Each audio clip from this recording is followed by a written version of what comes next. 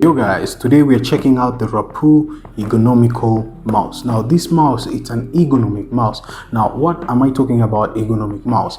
First of all, we're gonna unbox it and see what's packed inside. Right now we're gonna unbox our bad boy here. We see what's packed inside because I'm really kind of pumped to see what's in here. So as you can see guys, what's in here, we're having the mouse in here, and another thing, we have the paperwork.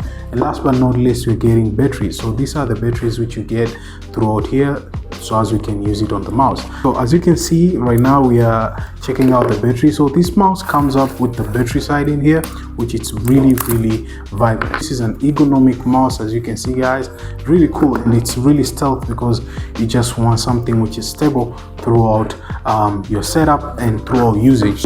This is your dongle, which is 2.4 gigahertz of connecting, or the frequency you can say.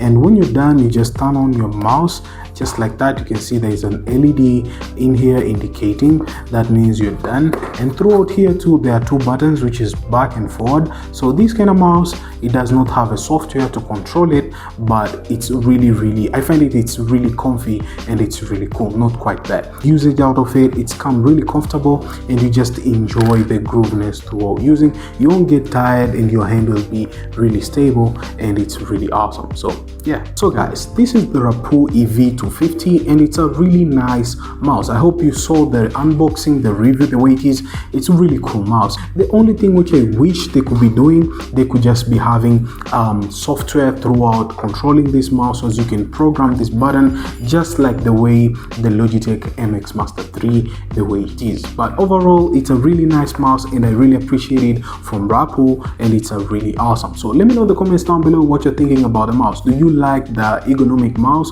or do you like a normal standard mouse, or what's your type of mouse you prefer? So that's what's up guys. Up on the next one, it's your boy here, Abdurrahim 13, and catch you guys there. So peace.